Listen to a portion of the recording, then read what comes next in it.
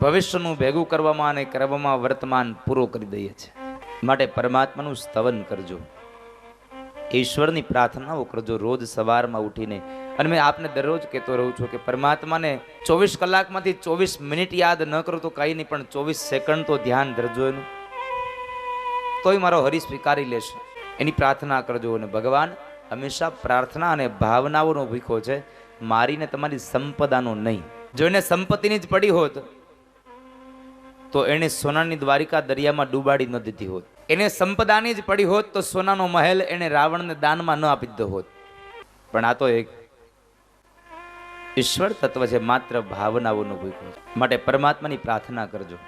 આ શરીરને કંઈક ખોરાક આપજો પરમાત્માના નામનો.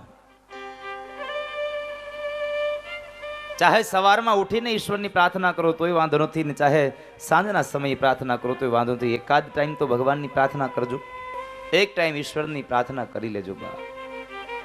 બહુ સામાન્ય વાત. સવારે ઘરેથી નીકળીએ, ઓફિસ જઈએ, કામે જઈએ, જ્યાં પણ જતા હોય ત્યાં વ્યવહારમાં ધંધે જઈએ, સાંજે આવીએ એટલે સાંજે ઘરમાં આવતાની સાથે પાણીનો ગ્લાસ પછી માગીએ, પેલા શું કરીએ? સીધી ચાર્જરની પિન ગોતીએ. મારા મોબાઈલની બેટરી ડિસ્ચાર્જ થઈ ગઈ છે. 5 ઇંચનો મોબાઈલ આખો દિવસ તમારી સાથે રહે ને તમે એનો ઉપયોગ કરો, અને જો ડિસ્ચાર્જ થઈ જાય તો આ તો 5 ફૂટનો મોબાઈલ છે સાહેબ, આને ચાર્જ ન કરવો પડે, આને પ્રાર્થનાથી ચાર્જ થઈ જાય. માટે એક ટાઈમ પ્રાર્થના કરજો. બની શકે તો રોજ નિત્ય સવારમાં જેનો પાઠ આપણે કરીએ છીએ એ ગોવિંદ દામોદર સ્તોત્રનો પાઠ નિત્ય કરશો તો સહેજે ગૌલોકની પ્રાપ્તિ થઈ જશે. એની દયા વરસશે અને તમને સહેજે ગૌલોકની પ્રાપ્તિ થશે. પછી તમે એને ગૌલોક કહો તોય ભલે, અક્ષરધામ કહો તોય ભલે, ચાહે સ્વર્ગ કહો તોય ભલે, અને ચાહે એને હરિધામ કહો તોય ભલે, છે અંત એક જ. જવાનું તો બધાને ત્યાં જ છે. કદાચ ગમે તે યુગમાં માણસ જીવે પણ જવાનું ત્યાં જ છે, એમાં કોઈ મીનમેક નહીં. 84 લાખ યોનીમાં તમે ભટકી ભટકીને મનુષ્ય અવતારમાં આવશો, મનુષ્ય અવતારમાં સારા કર્મ કરશો તો સીધા જ તમે ત્યાં મધ્યમાં પહોંચી જશો. અને જો એ 84 લાખના સારા કર્મને લીધે આ મનુષ્ય અવતાર મળ્યો, પણ આમાં જો સત્કર્મ નહીં કરો તો વળી પાછા 84 લાખમાં જવાનો વારો આવશે. અરે આ વાત મેં અગાઉ પણ કરી હતી કે તમે 84 લાખ વખત સારા કામ કરો ત્યારે તમને એક મનુષ્ય અવતાર મળે, પણ આમાં 2-5 કામ ખરાબ કરો એટલે 84 લાખ સાવ મફતમાં મળે, એમાં જરાય સંશય નથી. ભગવાને આટલો સરસ મજાનો દેહ આપ્યો છે અને એમાંય આપણને આ ભાગવત જેવી ગાથાઓ સુલભ બનાવી છે. ભગવાને તો આપણા પર ખરેખર કૃપા કરી છે સાહેબ. 84 લાખ યોનીમાં ફરતા ફરતા આવ્યા ને આપણે એમાં સત્કર્મ કર્યા એટલે મનુષ્ય અવતાર મળ્યો. અને મનુષ્ય અવતારમાં પણ કેટલું સુલભ કે આપણને ભાગવતની ગાથાઓની અંદર જઈને બેસવાનો અવસર મળે. ભાગ્યો દયે ને બહુ જન્મ સમર્જિતે ન. તમારા અનેક જન્મના સત્કર્મ પુણ્ય કર્મ ભેગા થાય ત્યારે તમને સત્સંગનો લાભ મળે, સત્સંગનો મહિમા મળે. આપણે તો કેટલા જન્મની કમાણી કરીએ છીએ, પણ આ જીવન આમણમ આપણે વ્યર્થ કરી દઈએ છીએ. શેમાં? આર્થિક અને ભૌતિક સુખ સંપત્તિને મેળવવામાં. ભગવાને માણા બનાવ્યા છે, ખાઈ પીને કરો મજા આવી કે હું ભેગું આવશે.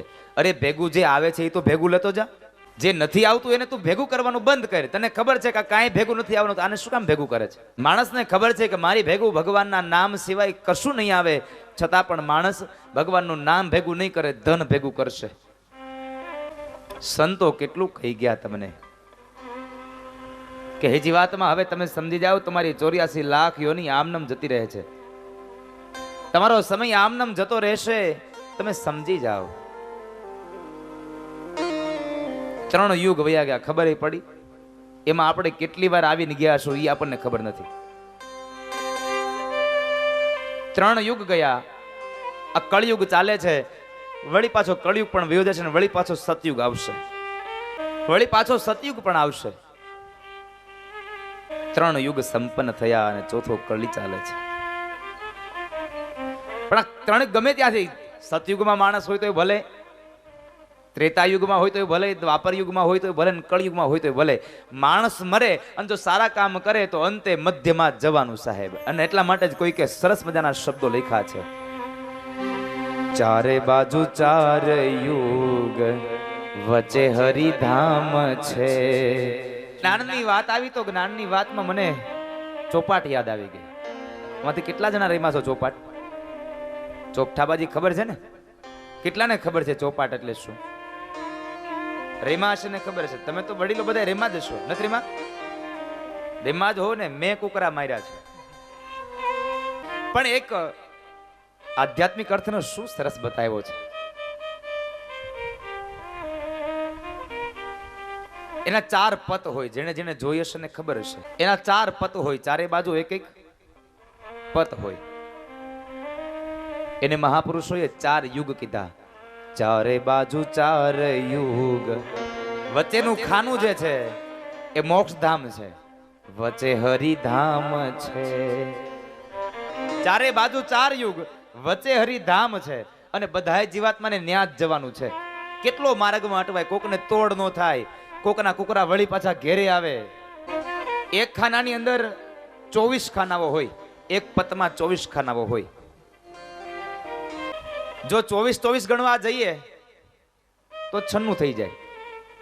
પણ અહીંયા આધ્યાત્મિક અર્થમાં મારે લઈ જવા છે. મારે 84 લાખ યોનીએ લઈ જવા છે. 24 ખાનાઓ એમાં દેખાય છે. 24 ખાના એમાં. જો 24 કરવા જાવ તો 96 થઈ જાય. 84 લાખ થાય નહીં તો એનું આધ્યાત્મિક અર્થઘટન ન થાય. પણ કવિઓએ અને મહાપુરુષોએ વિચાર કર્યો. 24 ખાનાઓ એમાં દેખાય છે. 24 ખાનાઓ એમાં દેખાય છે. ચોકડીના 12 બાદ એમાંથી થાય છે.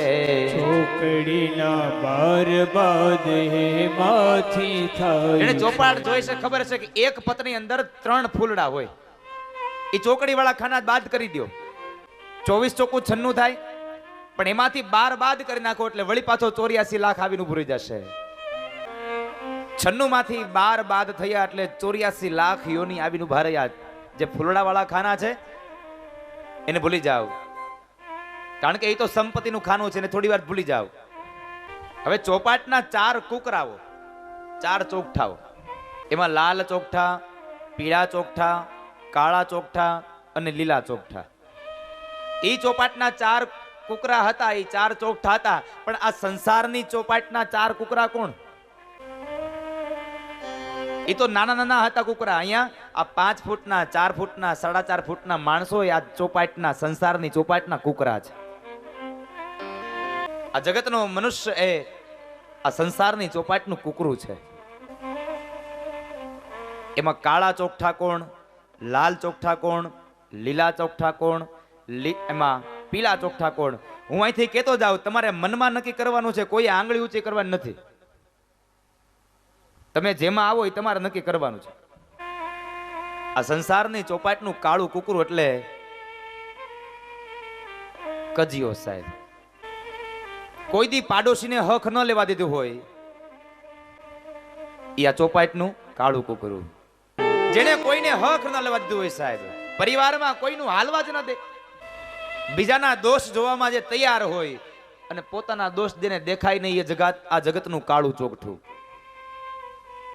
નોર લઈને વાણો બોયરા અને સંતોના તો છિદ્ર ખોલ્યા. જે કોકની નિંદા જ કર્યા કરે છે, કોકના દોષ જોયા કરે છે, આ જગતનું કાળું ચોકઠું છે. ત્યાર પછી જગતનું પીળું ચોકઠું. પીળો રંગ એટલે લોભ. દાન દે નહીં પણ દાન દેવાય ન દે, જગતનું પીળું ચોકઠું. રોટલાનો કાયર, આવકારનો કાયર, એ આ જગતનું પીળું ચોકઠું.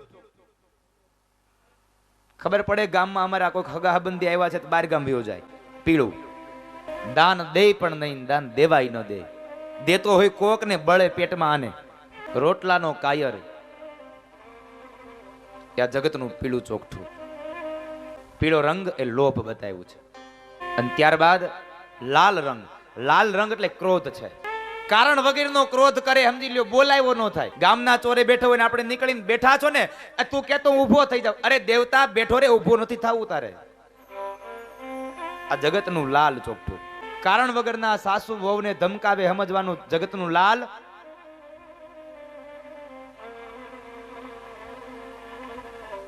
ક્રોધનો રંગ લાલ છે સાહેબ. અને ત્યાર પછી બતાવ્યું લીલું ચોગઠું. આ લીલું ચોગઠું એ સંતોને કહે છે લીલું ચોગઠું સાહેબ. આ જગતના સંત એ લીલા ચોગઠા છે. પરમાર્થને કારણે પોતાના દેહને ઘસી નાખે આ જગતના સંતો છે. અને એ સંત એમને નથી થવાતું સાહેબ. એને એના પણ ભાવ ચૂકવવા પડે છે. એને એનાય મૂલ ચૂકવવા પડે છે. એ સંતોને કેટલી દુઃખ વેઠવા પડે સાહેબ. ક્યારેક પોતાની જાતને બજારમાં વેચી દેવી પડે. એ વારાણસીની બજારમાં હરિશ્ચંદ્ર ઉકળતા તેલમાં હાથ પલાળ્યા સાહેબ. કોઈ તેલ કડામાં બળતા સુધનવા પોતાના દીકરાઓને ખાંડી અને સંતોને જમાડી દે શેઠ સગાળશા અને પોતાની ઘરની નારીને દાનમાં આપી દે જલારામ બાપા. લીલા ચોગઠા એટલે આ સંસારની ચોપાટના લીલા ચોગઠા સંતો બતાવ્યા. હવે જ્યારે કુકરું બરાબર હવે રમત જામે એમાં બધી જગ્યાએ કુકરાને મારી શકે પણ કોઈ માણસ જે ફૂલ ઉપર બેઠા હોય ને એને ન મારી શકે. કારણ ફૂલ એટલે વૈભવ છે. પૈસા વાળાને કોઈની બીક ન હોય. ચોકડી વાળું સ્થાન એ વૈભવનું સ્થાન. પણ સંતોને અને પૈસા વાળાને કાંઈ લાગે વળગે નહીં છે. જ્યારે કુકરાને પાકવા જવાનો સમય આવે ને ત્યારે તમે કદાચ જોયું હશે તો ચોપાટની વચ્ચેની લાઈનમાં એ કુકરું હૂતું જાય. શું કામે? કેટલાયના તોડ ઘેરે આપ્યા હોય, કેટલાયના કુકરા માર્યા હોય. પાપ કરવામાં પાછું વાળું જોયું ન હોય, કુકરા મારે તે જોયા જેવું હોય. ભાંગતી રાતે જ્યારે એ કુકરું પાકવા જાય ને પછી પગડું આવે ને તો કુકરું પાકે. જે ચોકઠું હોય એની બાજુના ખાનામાં જ્યારે કુકરું પડે પછી પગડું આવે તો જ ચોકઠું પાકે, નકર પાકે નહીં. અને પગડાનો પીરિયડ હોય સાહેબ. અને પગડાના પીરિયડમાં જેણે કઈ કર્યું નથી ને એ હજી આ જગતમાં એમને જ આટા માર્યા કર્યા છે. ભગવાન જ્યારે સમય આપે ત્યારે સમયમાં કઈક એકાદ બે સારા કામ કરી લેજો કે તમારા ગયા પછી પણ તમારી પેઢીને તમારા નામથી ઓળખે. પાપ એનું ઢાકવા માથું નમાવતો ઉપરથી નમ્ર બની હરિદ્વારે આવતો. જ્યારે પાપ થઈ જાય ત્યારે પછી ભગવાન પાસે દોડ્યો જાય. ભગવાન પાસે જઈને માથું નમાવે, મારા પાપમાંથી મને મુક્ત કરજો. પણ ભગવાને ત્યાંથી એને પાછો ધકેલે. જ્યારે ભાંગતી રાતે એ કુકરા પાકવા જાય પછી તોડ ન આવે ને એને પગડા ન આવે. અને જેને જેને જોયા છે ખબર હશે, જ્યારે પગડું આવે ને જ્યારે કોકનું કુકરું મારવાનો વારો આવે ને ત્યારે ગોઠણિયા ભર થઈને મારે. એ કુકરાની માથે એવો ઘા મારે કે આપણને થાય કુકરા માથે નહીં, આણે કોકના માથામાં માર્યું. અને પછી જ્યારે પગડા નો આવે ને ત્યારે એ ભેરું બદલે, કોડિયું ફોડી નાખે. પણ પછી પગડા ન આવે સાહેબ. પગડાને પીરિયડ જ હોય. બહુ પ્રયત્નો કરીને પગડા ન આવે ને એટલે બાજુવાળા ઉપર ખીજાય, એટલે તું પણ આગો બેસ. ઓલો કે તારે પગડા નો આવે હું શું કરું? તારે દાણા ન આવે હું શું કરું? તમે 3 પત્તી રમતા ને જોયા કોઈ દી? 3 પત્તી વાળાને મોબાઈલમાં નહીં હો.